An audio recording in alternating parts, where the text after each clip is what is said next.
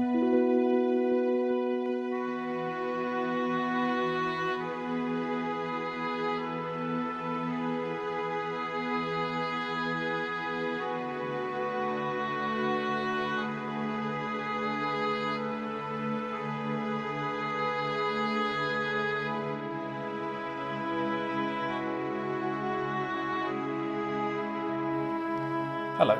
I'm Terence O'Halloran, better known to my friends and colleagues as Terry.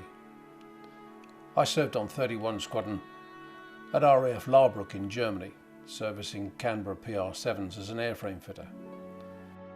I joined 31 Squadron RAF Association when I was in my early 30s after demob from the Air Force. And I spent the next 30 plus years in close association with my contemporaries, both air and ground crew, from the Second World War, most of them now sadly deceased. I was Deputy Curator in those early days to Arthur Watts, AC Watts, a corporal electrician, would you believe.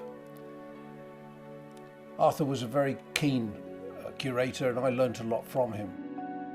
Arthur was a corporal electrician, as I said, on 31 Squadron from 1941 through to 1946, a most diligent squadron historian.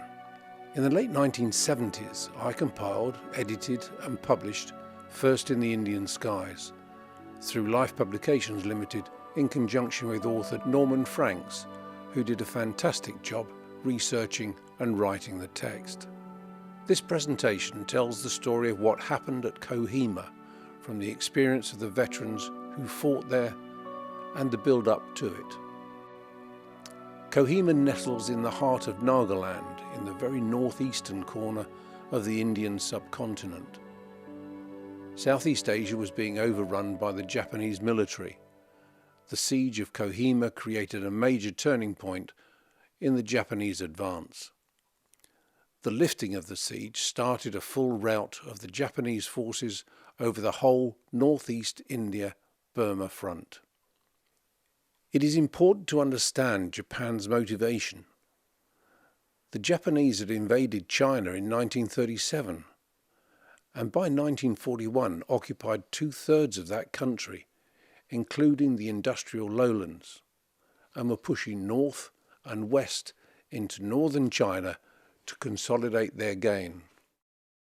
Japan was intent on closing the American supply route of military arms through Burma.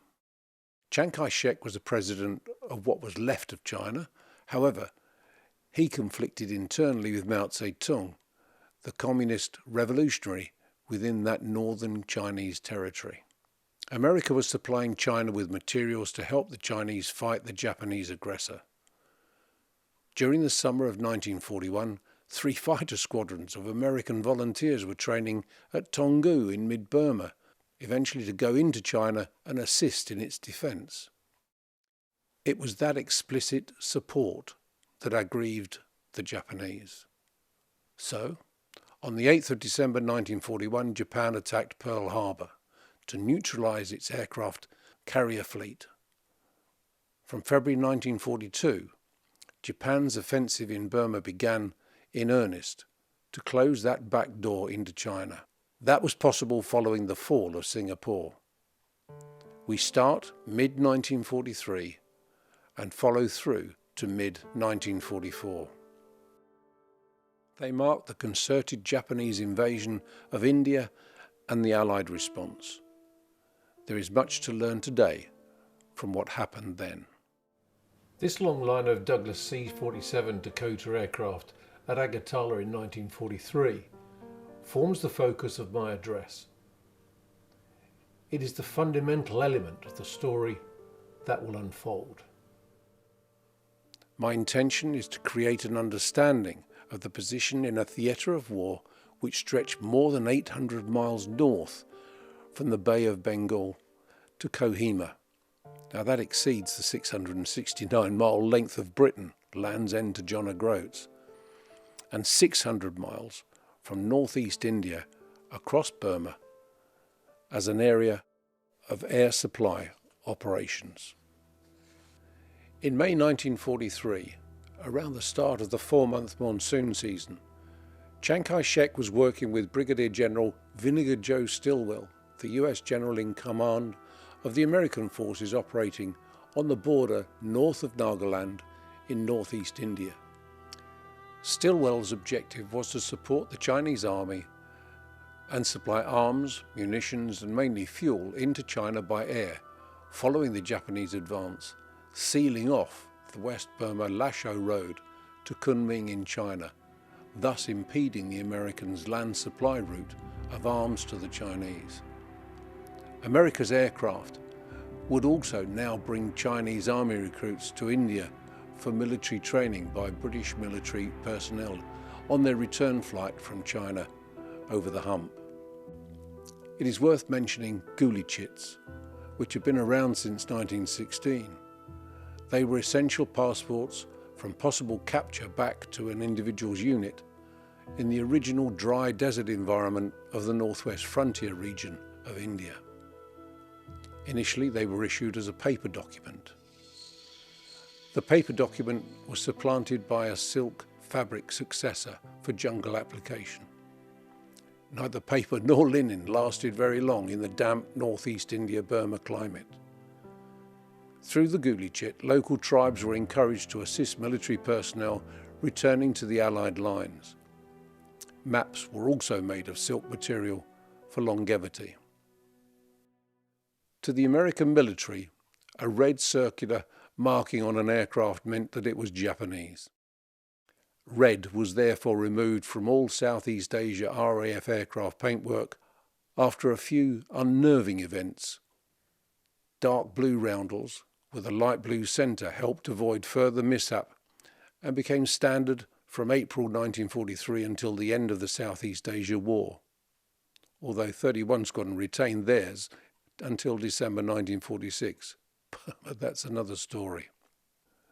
Wingate's first 1943 long-range penetration expeditionary force, better known as the Chindits, with an embedded RAF liaison officer, relied entirely on being provisioned by air. These were dangerous and precise missions for all parties. The RAF units involved were 31 Squadron Dakotas, together with 194 Squadron Hudson bombers modified for supply duties. Unfortunately, the Hudson could not fly slow enough to be effective. Often parachutes would Roman candle, where the outside would invert the parachute and render it ineffective, like an umbrella in a strong wind. A poem by a serviceman at the time sets the scene, perhaps. It's entitled Airman's Grace.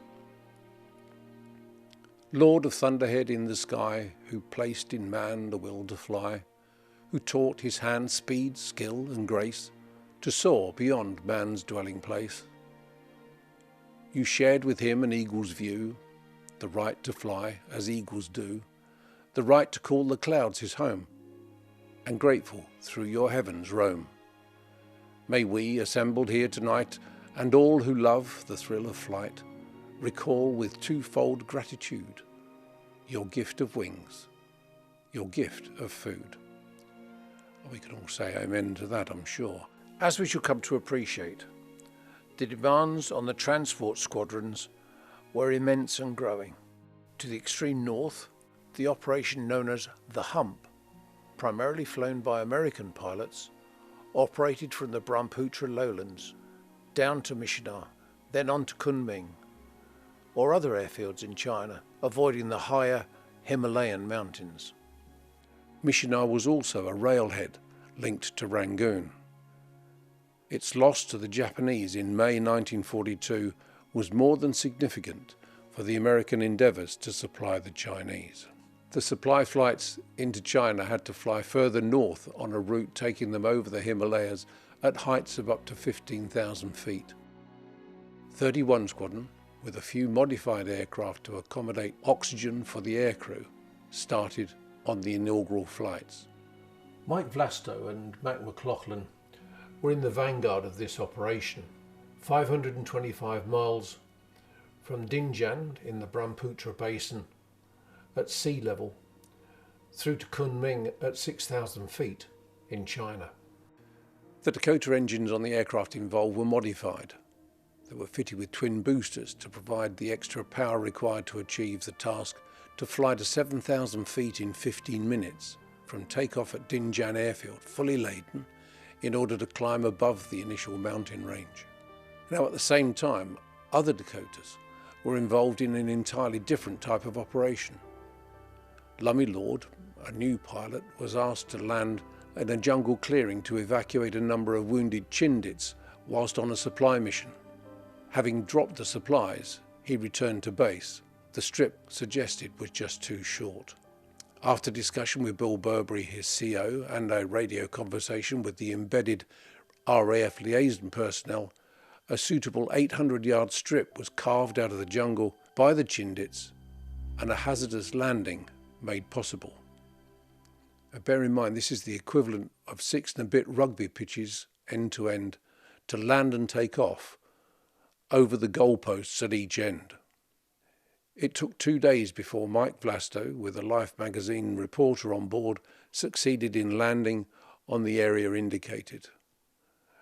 Appropriate photographs were taken showing the message on the ground laid out in parachute material, "Plane land here," and 17 casualties were flown out. Mike received the DFC in recognition of his outstanding accomplishment. That story and pictures appeared in the American press. PR was second nature to the Americans. Not so to the British. These obligatory missions were to become an enduring task as the war intensified and the supply chain to Imphal and supply dropping to Kohima were drawn into that requirement. There were just 4 transport squadrons available by this time, amounting to around 80 to 90 Dakota aircraft at any one time in early 1944. It was to prove insufficient.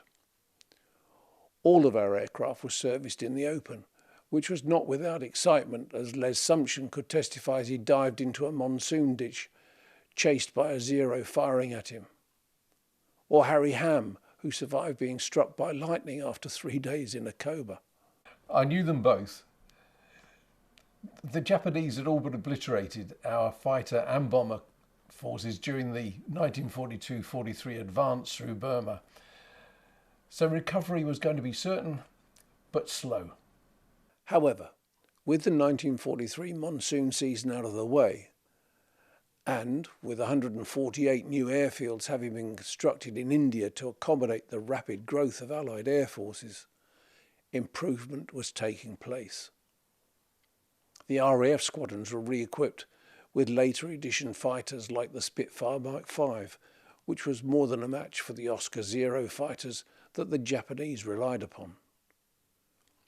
Bituminized Hessian sheet runway carpets, known as Bit Hess, kept the dust down in the dry season and made mud acceptable during the monsoon. That allowed some airfields to become all-weather facilities despite the monsoon's 256 inches of rain in 4 months. On occasions, 12 inches an hour. Just imagine working on an aeroplane or flying an aeroplane in that. The Hurricane Mark I, which was almost obliterated during the Japanese advance in 1942, was ably replaced by the Hurry Bomber and the rocket-armed ground attack aircraft of 20 Squadron, which also provided escorts for the Dakotas. They were ably assisted by Mustangs and Ventura and similar aircraft provided by the Americans, which replaced a lot of our obsolete aircraft, such as the Brewster Buffalo and Mohawk. In Europe, the 4-engine bomber had taken over from the twin-engine Wellington and similar aircraft, and therefore they were free to come into the Southeast Asia conflict and provide some backup for the RAF and renewal of the RAF effort in Southeast Asia against the Japanese. The big test of our fighting capability came about 4 days before we were due to attack the Japanese in the Arakan area. They attacked us. February 1944 witnessed the start of the Japanese attempt to break through the Allied defences in the Arakan. It was an endeavour to gain access to the Bay of Bengal and the ports that could supply Japanese troops from the sea on that west coast at the bottom of this map.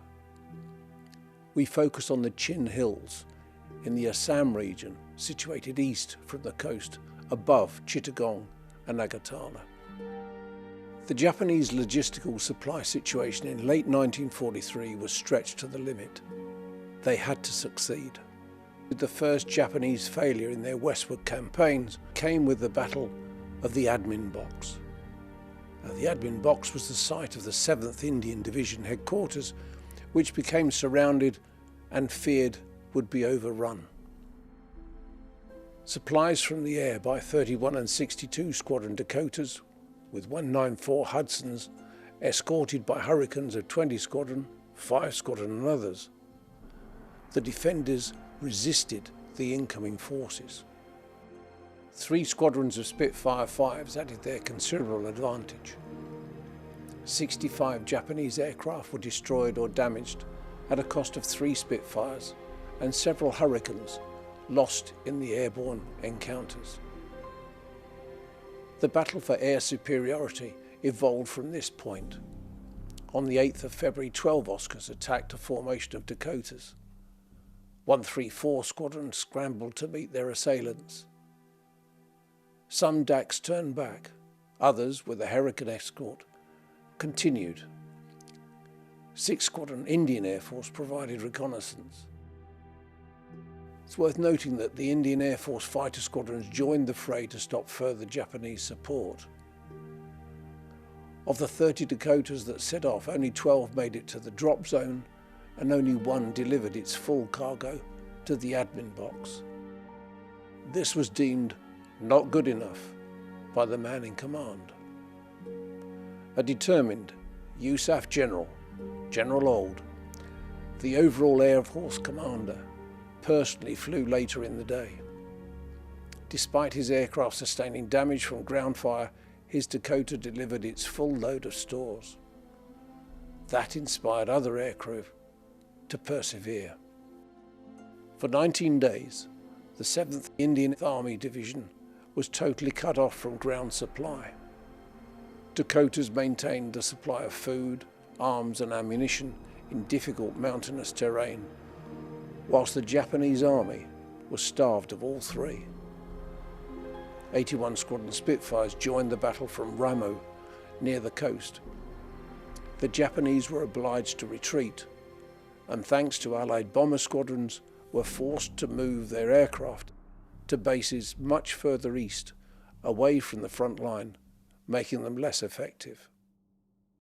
The main Japanese military offensive actively moved some 400 miles further north to Manipur State and Nagaland, with a specific target of the Lion Box, a 1 mile by 1.5 mile ordnance depot situated on the Imphal plain. Lion Box was full of supplies which the Japanese had become dependent upon. They needed to capture the facilities at Imphal and, via Kohima, Dimapur. 117 Squadron and 194 Squadron, alongside USAF Troop Carrier Command, with elements of the other Dakota units, were maintaining the supply line to Wingate's columns and supporting units in retreat in their defined defensive stages. They were holding back an enormous force of 100,000 fighting men, advancing in a 3-pronged attack. The 33rd Japanese Division attacked from the south, coming up towards Imphal, was the 15th Division, came across the middle with the Indian Nationalist Army to attack this road between Imphal and Kohima, but also the Lion Box, which was a large ordnance depot, and therefore used the stores that were there. The third element, the 31st Japanese Division, to the north, attacked with its 30,000 strong fighting force, determined to overrun Kohima and then move on to Dimapur, its railhead, and a mountain-free progression south to Delhi. However, the tide was turning. The aircraft became dispersed around the airfields, making the refuelling and maintenance more arduous and time-consuming, but safer in an air attack. These were busy times. Loads of up to 7,500 pounds, which is 3.5 tons, were not uncommon for routine, long-distance supply flights. Senior aircraftmen Bill Smart and Jack Galt were just two of the 31 Squadron flight coordinating team. I knew Bill and Jack very well. They were both coordinators on the squadron, working from a small shed just out at the end of the squadron precinct, and they were both subject to the Official Secrets Act, working as they did with aircraft supply dropping to the Chindits in the remote parts of Burma, and obviously not wishing to let Japanese intelligence know anything about the proposed routes. They spent hours each day in direct communication with the aircraft in flight, coordinating the supply chain to Chindit columns on the move behind Japanese lines, and of course our defending forces who were exercising a strategic retreat. The DZ locations moved for many reasons during the course of a 1 to 3 hour outward flight to a drop. It is important to understand that the RAF squadron was an integrated entity. Suppliers, clerks, police, medics and aircraft engineers with their aircrews made them autonomous units. Allied troops retreated into the Kohima complex and set up the defensive arrangements, which were thankfully adapted to a higher standard by the West Kents when they arrived from their rest and recuperation after defending in the Arakan. Many different units were involved, roughly 1,500 fighting and 1,500 non-combatant troops. It is what happened next that forms the focus of the supply operation to that area. The road from Dimapur had been cut, which meant that the Japanese had closed every land route into Kohima, effectively denying any land-orientated supply. Now, this was a battle of 30,000 Japanese, a fighting force of fearless individuals that had an even more desperate logistical supply problem in maintaining their soldiers. They pitched their strength against the Kohima complex of fighters on an array of topographically high points and an airborne supply system. Thanks to the Arakan experience, most of our flights in and out of Kohima were free of any interference. Air superiority was ours. The revived air combat capability provided by Indian Air Force fighter, reconnaissance and ground attack squadrons was a real boon, and their crews enthusiastically assisted the RAF and American Air Forces. The wide-ranging Allied squadrons were now working from well over 150 airfields, most of which had been constructed during the monsoon season in 1943. That enabled us to put forward a superior force to the Japanese and force them back down into the eastern area of Burma. Whilst vigilance was important, interference with air supply missions from air attack became less of a problem. Wingate's plan to establish bases behind enemy lines for a second time with the 77th Indian Brigade had progressed on the 5th of March with Operation Thursday. Once more, Brigadier General Auld was in the driving seat piloting the first Dakota to land on the airstrip, constructed in a couple of days to be known as Broadway. On the map of the central Burma area, you will hopefully note the crosshatch area. It's deliberately faint, which indicates the broad area of Chindid activity and air supply requirements into jungle, dense, unforgiving jungle. This is mosquito, malaria territory. A constant stream of aircraft, most often at night, brought in supplies, troops, construction equipment, jeeps, anti-aircraft guns, mules, and all that went with it. 2,000 troops became 9,000 that needed sustaining, and the environment was going to grow as White City, near Malu, Piccadilly, Aberdeen, Chowringhee, all became established. The runways were thermometer-shaped, landing towards the bulb before unloading and loading, then taking off in the opposite direction. It was not without hazard, as some aircrew recall. An aircraft landing in the opposite direction could have been fatal. The noise of its engines was heard as it passed overhead. By late March, the situation was predictable. More aircraft were needed. On the 13th of April, Imphal and Kohima were given air supply priority by Brigadier General Slim. Pressure on the 4 RAF units increased to an unsustainable level. However, it was acknowledged that action was urgent to address the situation.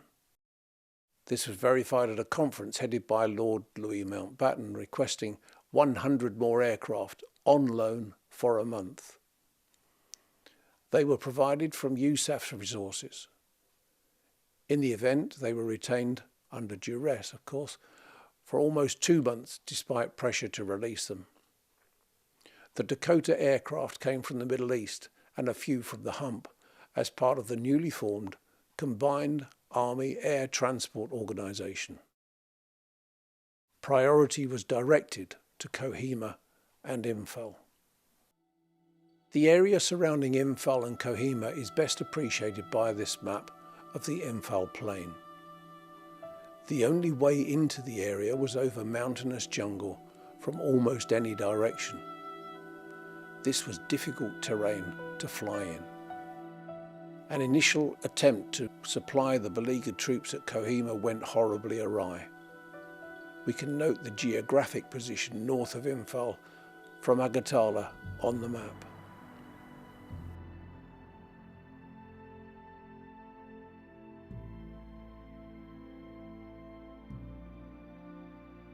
Failure to supply was not an option. On the 13th of April, the initial drop was arranged. The multiple aircraft delivered their bountiful load directly to the Japanese. The response within the command structure was immediate. Experience and ability were required. As a result, 8 194 Squadron Dakotas and their crews were seconded on detachment to 31 Squadron's command under the leadership of Wing Commander Bill Burberry. Burberry was tasked with the exclusive duty of providing the necessary drops to the correct location. The troops defending Kohima. This is a copy of Wing Commander Burberry's official record of events.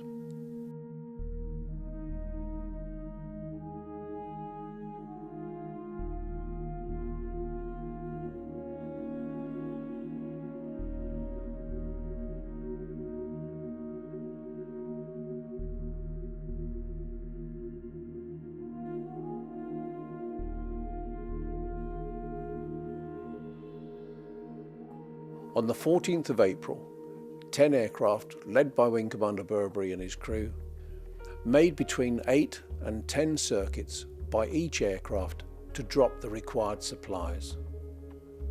When he completed his circuits, Burberry then climbed above the action to take a view from above. It was judged and later confirmed as a complete success. 25 tons delivered on target under intense ground fire. That marked the start of a piece of military aviation excellence that has not been surpassed since. It was heroism in the extreme, both on the ground and in the air, under constant enemy fire. However, as Burberry notes, the Dakota had become a little more aggressive in its approach.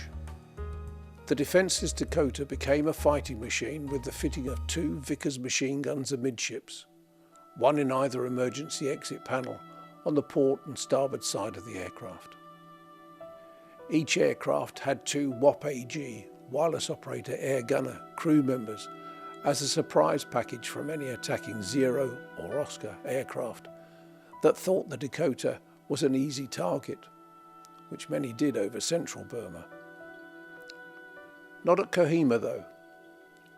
Ground-based rifle and mortar fire was what these aircraft and crews had to endure on every one of their 8 to 10 delivery passes. And the Vickers machine guns were used to strafe the Japanese soldiers on the ground.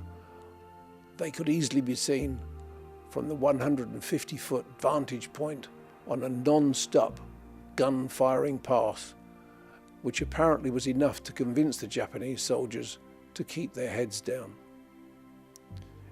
It probably created a few casualties along the way. However, we were not without our own casualties. Squadron Leader Pauls from HQ in Delhi requested a visit to fly in a Dakota with 31 Squadron. George Donaldson, a pilot of a 194 lone aircraft, agreed to take him on over Kohima as a kicker. He received a bullet in the backside as a memento of this mission that he volunteered for. Many were not as fortunate as the inquisitive squadron leader. The remains of aircraft litter the countryside, and many of those bodies of aircrew have never been recovered. But those that were are in the cemetery near that tennis court in the centre of Kohima, along with their army colleagues. As you might appreciate, the load content was far from random. Rations were strictly administered. Different cultures required differing supplies. The British Tommies' needs are compared here to the Rajput, Assam Rifles and Punjabi regiments, personnel who were surrounded at Kohima. There was the West African Regiment in the Arakan, of course, moving into Burma, and the East African Regiment elsewhere. The Allies were a diverse fighting force with differing needs, including munitions and hardware. The following 3 extracts from 31 Squadron CO's logbook are included to illustrate the tremendous diversity and extreme workload of these aviators and their ground staff. Kohima became the focal point of accurate airdrops in a siege that lasted almost a month before relieving forces were able to break through the Japanese lines with relief supplies along the road from Dimapur and provide replacement troops for the West Kents, Royal Norfolks, Assam Rifles, Rajput and Punjabi and other incumbent soldiers. This and other contemporary logbooks reveals the activity and its variants before and after Kohima. You can see that the destinations vary daily in a full flying program. From the 14th of April, the focus is directed solely at Kohima. The aircrew logbooks show flights in early May to be daily drops to Kohima from the 3rd to the 9th, at which point Kohima's beleaguered units were relieved. The day ground force relief arrived is very apparent. From the point that the road into Kohima was passable, the aircraft and crews were busy virtually every day through to mid-June, supporting the Allied offensive, with conventional drops to the east continuing over the Burma border. Lining up for the drop has many facets. The dropping procedure is precision work. Maintaining airspeed is fundamental. Do not stall the aircraft. Ground speed is critical. The slower the better. A headwind ideal, but of course that influences parachute drops, in particular 2 to 3 shoots in any pass. At 75 miles an hour, an aircraft covers 150 feet in a second. There are 8 to 10 items to kick out per pass, assuming a maximum 6 seconds over the drop zone. Flying at 150 to 250 feet with the enemy shooting at the aircraft. Rifle and mortar fire, much of it from above the flight path. We should ask, how did the aircraft get to the DZ and home again? The key person is the navigator, who did a marvellous job within the aircraft on maths, pure maths, and no GPS, no peculiar radio waves, just him and a Dalton computer, which was a bit like a slide rule. I know you're not old enough to remember a slide rule, but it's a very simple piece of calculating equipment and worked very, very well. They had to determine the wind speed, the wind direction, coupled with the aircraft speed, and of course which way the aircraft was pointing at any particular time. It wasn't easy. These were very clever and dedicated individuals. The amount of cumulus cloud that could rise to 10,000 feet and he had to fly through was an impediment to the navigator, because with his periscope he couldn't see the ground beneath the aircraft. And of course the topography meant that the ground could suddenly come up, and if he got his calculations wrong, that could be fatal. These were men who directed a Dakota aircraft to a drop zone often the size of a suburban garden. And then, of course, they were tasked with getting the aircraft and the crew safely back to base. Mind your heads proved to be an important warning. First, mark the drop area. Stay clear, then retrieve. Not always easy under fire. A string of aircraft in circuit can and did pose a hazard to the over-enthusiastic recovery teams, particularly from a misguided, free-falling parcel from above. A defined drop zone was preferred, with a parachute cloth central line clearly laid out for the pilot to see. The drop materials, including live goats in wooden crates and such like, dropped to the left of the line. All recovery personnel would be to the right and stay clear. At Kohima, Japanese snipers were a clear hazard during the flight over the zone for the aircrew and their aircraft, but even more so for the recovery personnel on the DZ. Those materials then had to be collected. 10 aircraft indicates 25 tons of water. Bear in mind the enemy had cut our water supply. Food, equipment and material that had to be sorted, logged and distributed to the correct recipients. Every pack was marked with the intended user and contents. Many items were triple packed, jute bags. The first bag would be expected to burst, the second to sustain damage, and the third to remain intact for free drop dispatches. These are the defence positions on the 4th of April 1944. The garrison was on a series of knolls, hills, each having its own activity and store and a unit attaching to it. Each was initially defended and supplied as an entity. It was a precise and dangerous task, strategically retreating northwards. Now, this is the same slide viewed towards the east to gain perspective. As you can see, the Dimapur to Imphal road comes up from the west and doubles back around the point to then run south to Imphal, off to the right. Just as the topography determines that route, it also affects the flight path and drop zone. We turn here to a sideways view.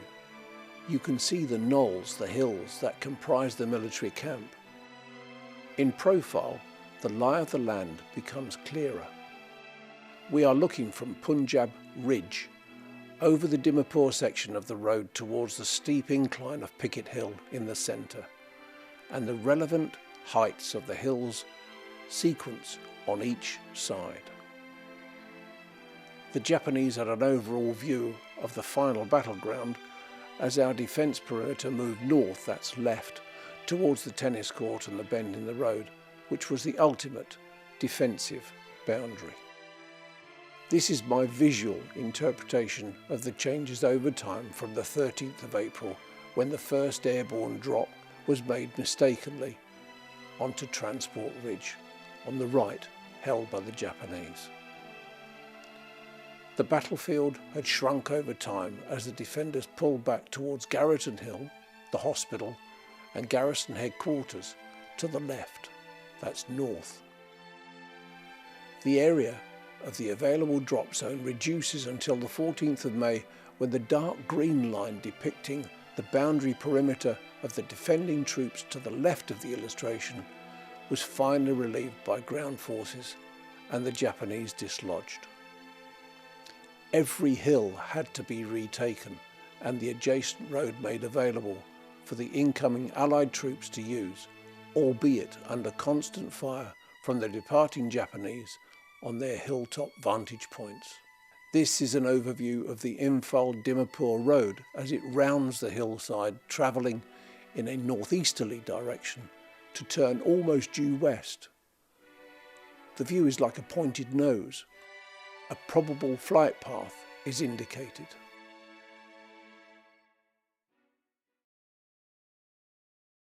A significant failing, which many documentaries highlight, when outlining proposed or actual troop movements in this area and related areas, and the impediment to a workable strategy in the Kohima ground campaign, was a lack of understanding of the severe nature of the change in topography of the battlefield or the composition of the terrain being negotiated.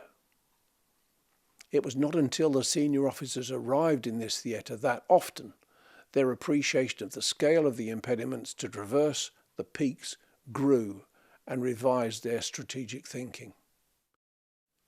They should perhaps have talked to the men on the march and the aviators endeavouring to supply them. Here we see a probable approach to the DZ on Garrison Hill in order to optimise the length of the drop zone and therefore the time over the target to get those 8 to 10 bundles kicked out of the aeroplane for an accurate drop to the troops below. This was the site of the deciding battleground and the infamous tennis court. The rout of the Japanese was due to the supply chain that had been established by the Allied air forces. The Japanese had no equivalent mechanism to nurture their troops. Their troops were in fact starving. The Kohima siege was lifted and the fresh troops pursued the enemy eastwards. The Dakotas that were on loan returned to action in the Middle East. Fresh Canadian squadrons joined the transport supply network in Southeast Asia, which was once more detailed to supply our advancing troops in the field as they moved out of northeast India and the Assam into Burma, over the Chindwin River, the Irrawaddy, and down to Rangoon. The extraordinary group of men that made up the Dakota squadrons and other notable units were removed from the front line for a well-earned rest. 31 Squadron retired to northwest India in a short rest and training for paradropping and glider towing in preparation for the final push from Rangoon. However, 31 Squadron was soon back in action, operating from Ramri Island, supply dropping again. There was a war to be won. Basel was an airfield well known to Wing Commander Burberry. Basel provided a point where he could finally relish his well-deserved American Distinguished Flying Cross and hand over command of his squadron to a fresh blood from June 1944. The Dakota aircraft were at the business end of the supply chain. We've mentioned non-combatants. However, it's a fact that those in charge of ordnance supply very often had to fight. Not quite in the same way as someone with a rifle has to fight, but nevertheless fight it is, to get the appropriate equipment, tools, ammunition, food, or whatever comprised the task at hand to the person that requested it, through the supply channel at every level. In this case, the Indian Army Ordnance Regiment at places like Agartala and Comilla, railheads, Dimapur, and of course further away, Dum Dum, Calcutta airfield, and the ports where supplies were unloaded, were exercising their skills and efficiency. It is pertinent to note that Lummy Lord is the only Transport Command VC from any RAF theatre of operation. Our Lummy cut his aviation teeth on 31 Squadron. He'd gained his considerable skill and empathy with his task operating in northeast India and central Burma. He worked where Chindits were engaged in operations behind enemy lines, disrupting Japanese supply channels.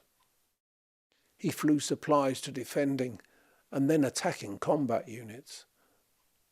Even more so at Kohima, he could almost touch the extreme conditions and the fortitude of the troops that his crew were dropping supplies to. Perhaps you will have noted many acts of valour during this presentation. The following poem is written by a man in combat and is appropriate, I think, at this point. Where would the Army and the Air Force be without the Douglas DC-3? As a maid of work, it's always there, on spindly legs with snooty nose up in the air. The Pratt & Whitney engines, sometimes a difficult rating, needs careful skill on takeoff and careful calculating, with canvas seats to carry troops or bales of cargo secured in loops. Rations, ammo, fodder and mules, all were part of its flying schedules. They picked up salvaged aircraft, bring in all the mail, and return to Agartala via a cloud-filled trail. They carry, neath the fuselage, a vital spare main plane for another DAC or Spit or shot-up Hurricane. They fly unescorted sorties, trying to find a small DZ, and circle lower and lower to ensure the Japs aren't fed. They zoom in low over Imphal Plain almost every day, hoping to avoid the others, taking off the other way. There's 31 from Agartala, the first in the Indian skies, who, along with 62, make sure we get supplies. The friendly firm of 194, along with 117, are but some of the DACs that fly the Burmese heaven.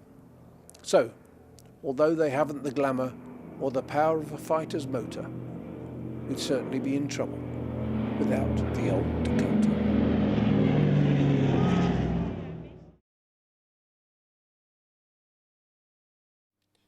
This is Garrison Hill today. It is a graveyard. Among the soldiers are the airmen who died, all of whom gave their todays for our tomorrows. Yes, this is where that phrase was coined. Your generosity will be modest in comparison to theirs. Through your generosity we can give meaning to the tomorrows of the descendants of the Nagas who also gave so much in support of the Allies. It is a contrasting view of Kohima in 1944 from the diorama of the Kohima Museum and of course the war cemetery in that same site today. By the end of 1944 there were 255 Allied airfields in India supplied by way of the Indian Army Ordnance Regiment. Now, that regiment provided the resources from which they could create the loads for the Dakotas. Some of their duties included recovering and repairing parachutes from the front line. A reported 10% of all textile manufacturing in India was devoted to parachutes. In summary, over 1,200 hours of intensive flying per aircrew person was the tally. Probably 12 to 16 hour servicing shifts on a 7-day working week for most of the ground crew to keep the aircraft serviceable, quite apart from the occasional excursion as a kicker, which was expected and delivered. It was quite a task, and one which is owed a great debt of gratitude. Here is a small group of veterans and representatives at the Kohima Educational Trust annual gathering at York Minster for a remembrance service in July 2019. The man front and centre with the green beret is John Giddings, MBE, who was a kicker for 3 weeks on 31 Squadron over Kohima. John was a mechanic on 17 Squadron in Ceylon, servicing Spitfires when he noticed a request for volunteers for hazardous operations in routine orders. He volunteered, and after a rail journey from the bottom of India to the very top, he joined 31 Squadron at Agartala. He had volunteered to spend 3 weeks on his back over Kohima, kicking 56 to 110-pound packs out of an unspecified aircraft to an unknown recipient below. John was 98 years of age when the photograph was taken. He was chairman of the Burma Star Association, which sadly has closed down through diminishing membership. Above and behind John is the irrepressible Naga representative. What would we have done without their unstinting assistance? This is Dr. Noogli. We must remember them all. They gave so much. The book shown here for reference give reverence to those memories. Thank you for viewing this blow-by-blow Life Publications Limited presentation. If you've enjoyed the production, perhaps you would like to donate to the Kohima Educational Trust's work. Donations can be made on the KET website, www.kohimaeducationaltrust.net. Donations to the Kohima Educational Trust, which does such sterling work with the schooling and education of the younger generation of Naga people who gave so much to assist our troops in the Burma campaign, can be made direct in this final frame. Thank you in anticipation of your generosity. And this presentation has been made possible by the perseverance and resources of historian and trustee of the Kohima Educational Trust, Dr. Robert Lyman, together with administrator of KET, Sylvia May, and not forgetting the archiving and resourcing of 31 Squadron RAF Association, the artistic talents of Linda O'Halloran, and of course the technical skills of Andy Blow. Thank you very much for your interest. Bye-bye.